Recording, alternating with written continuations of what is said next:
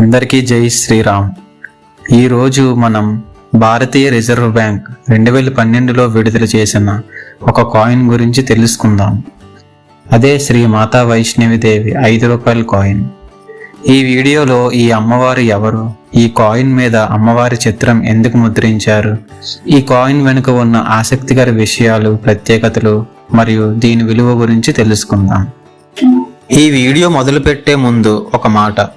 మన reserve bank of India కొన్ని ప్రత్యేక సందర్భాల్లో ప్రత్యేక నాణెములు విడుదల చేసి వారు మన చరిత్రను, మన సంస్కృతిని మనకు గుర్తుగా ఉంచుతారు. వాటిని గురించి కొంచెమైనా తెలుసుకోవడం మన బాధ్యతగా భావించి వారికి కృతజ్ఞతలు తెలియజేస్తూ ఈ వీడియో మొదలు పెడదాం.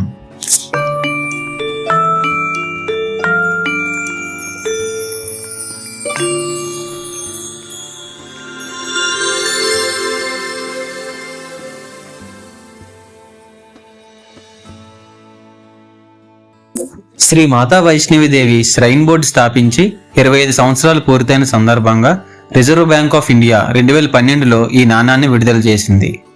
ఈ బోర్డు 1988లో శ్రీ మాతా వైష్ణవిదేవి శ్రైన్ బోర్డు చట్టం కింద జమ్మూ కాశ్మీర్ ప్రభుత్వం ద్వారా ఏర్పడింది.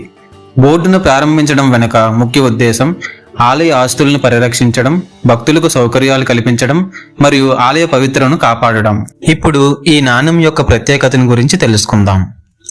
ఇది కేవలం ఒక నాణెం మాత్రమే కాదు, ఇది భారతీయ ఆధ్యాత్మికత, సంస్కృతి మరియు మాతా వైష్ణవిదేవి ఆలయ మహిమను ప్రతిబింబిస్తుంది. కాయిన్ కలెక్టర్లకు ఈ నాణెం చాలా విలువైనదిగా భావించబడుతుంది. అలాగే ఇది భక్తుల కోసం ఒక ఆధ్యాత్మిక గుర్తుగా నిలుస్తుంది. ఇలాంటి ప్రత్యేకమైన నాణెం మనకి ఎంతో గౌరవాన్ని, స్ఫూర్తిని కలిగిస్తుంది. ఈ కాయిన్ అమెజాన్, ఫ్లిప్కార్ట్లో 100 రూపాయల నుంచి 300 రూపాయల వరకు దొరుకుతుంది. లక్షల్లో డబ్బులు వేస్తారనే మాటలు దయచేసి నమ్మి మోసపోవద్దు. ఈ విలువైన నాణెం మన సంస్కృతి, ఆధ్యాత్మికతను మనకు గుర్తు చేస్తుంది. ఈ వీడియోలో మనం ఈ నాణెం యొక్క చరిత్ర, రూపకల్పన మరియు ఆవిష్కరణ గురించి తెలుసుకున్నాం. ఇలాంటి ఆసక్తికరమైన నాణేల గురించి మరింత తెలుసుకోవాలంటే మా ఛానల్ని నాణెం చెప్పే కథని సబ్స్క్రైబ్ చేయండి. మీ యొక్క అభిప్రాయాలను కామెంట్స్లో తెలియజేయండి.